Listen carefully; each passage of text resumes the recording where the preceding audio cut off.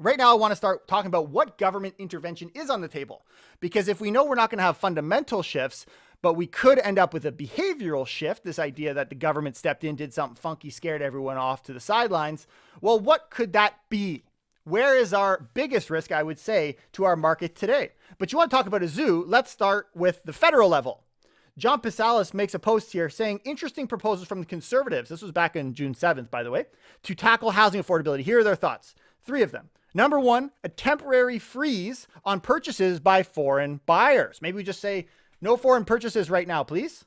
Interesting thought. Number 2, strengthening law enforcement to halt money laundering. Also an interesting thought. Maybe we stop all that money from pouring into our country.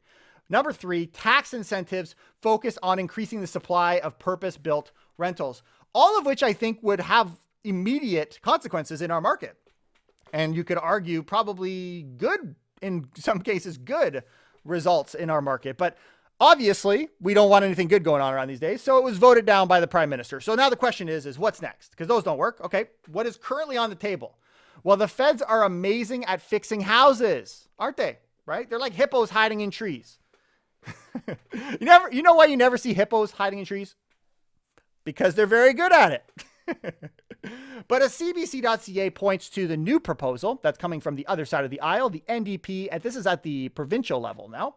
So the official opposition party, the NDP, one of their members has put forward to the Ford government a tax on empty homes and real estate speculators to increase the stock of affordable housing in the GTA and beyond.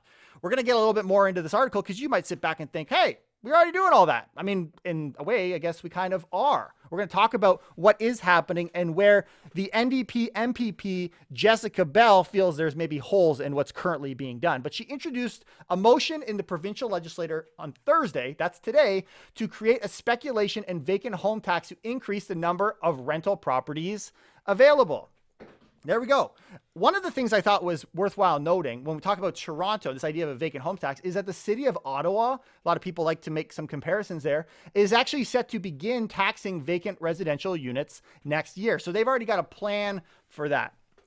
But here's her explanation as it relates to expensive Toronto, expensive Hamilton. I mean, even Hamilton is reaching astronomical levels. But she says this: we have too many people sleeping on our streets and in our parks. We have too many people who cannot afford their rent. And we have too many people, generations of young people and immigrants who have given up on the dream of home ownership because it's too expensive.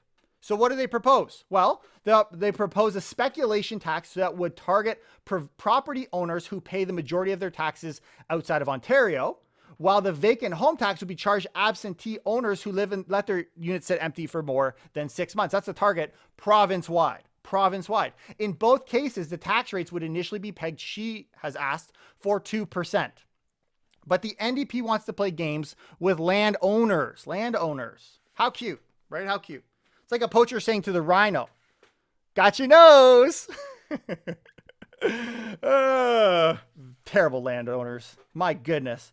But I thought this is really funny. I had to include this in this article. Downtown condo resident Jacos Joubert. This guy is taking on it himself to figure out and research how many vacant homes there is. Listen to this. His research supports Bell's proposal, by the way. He used light detecting camera technology to estimate the vacant rate in some buildings. I feel bad for Jacko's neighbors though, but his technique suggests that a rental or the vacancy rate are as high as 13% in some cases, and on average 5.6% of units sat empty. This is according to Jacos Research. Which, would you call it Jacos Research? It sounds far more legitimate. But then I want to talk about the counterpoint.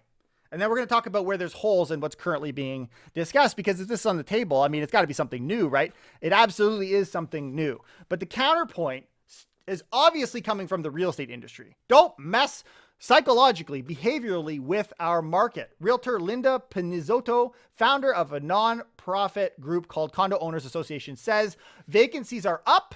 So here's the thing, guys. You're doing this, but vacancies are up. And many of our members are desperate to find tenants or planning on selling their units. They can't even find tenants today. And here you are trying to stamp them out by making it even harder. She says COVID has already created problems in the rental scene in downtown Toronto. This is not the time to put more things on there of this nature. People are already struggling to hopefully get their lives back. What better time than now? And the argument is you can't do this to us now. But from where I'm sitting, as an investor, as someone in the real estate community, when I'm sitting back and I'm looking at the stats, man, I'm already seeing quickly changing market stats in favor of the landlord today. I mean, I was looking at a chart this morning from Zealand on Twitter, looking at total inventory of GTA rental residential listings on the MLS, and it's sitting quite low. It's sitting under 9,400. At its peak during COVID, the worst case scenario during COVID was over 16,500, and here we are, well below 10,000. So you can't make the case that we're struggling in the same sense as we were during the peak of the pandemic. But, oh, poor landlords, right? They're struggling. We should help them. We should help them. Don't worry, bro. We're good. Landlords are good. But libtards be like, don't you get sad when you watch gorillas using sign language to ask for food? It's a shame there's so many deaf gorillas. You don't need to pick a fight with the landlords. Stop picking a fight with the landlords. And obviously, it's a similar position that we get in the real estate community right now, because Jason Mercer of Treb, chief market analyst, says he doesn't see a justification for speculation and vacant taxes. Other levels of government are looking at some types of tax to incentivize more units available for rent or sale. Guys, Ontario, take a chill pill. You don't need to do anything. In fact, we have other levels, all the other levels, municipal, federal, looking into this already. So just relax. But is the government policy being looked at right now wide enough? So here's some detail. So December 2020, Toronto City Council voted 24-1 to introduce a vacancy tax. So we've got it coming. In fact, they wanted it in 2022, next year, much like we heard is going on in Ottawa. But the details are still being worked out. So the thinking is Toronto's already working on that, so therefore the province shouldn't. But the obvious response would be, well, that only deals with Toronto. Should we not be looking at this from a provincial standpoint? We've seen far more affordability issues outside of Toronto these days as well. But how many homes are vacant in Toronto? Good question. So the number of vacant homes in Toronto is unknown at this time, but I thought this was an interesting perspective. If 1% of Toronto's housing stock is vacant and subject to tax, then based on the number of 800,000 taxable residential properties within Toronto, it can be expected that the number of vacant homes that may be subject to tax would range approximately 6,400 to 9,600 homes. But nothing can be accurately determined at this time. That's a lot of freaking homes, right? That would be exposed to this tax that are potentially sitting vacant. Interesting. And that would obviously open up a lot of housing. You want to talk about what could be a risk? I mean, you talk about foreign ownership being this foreign buyer tax. It was what shake the market in 2017. How about something like this that actually has a material impact, or could hypothetically have a material impact?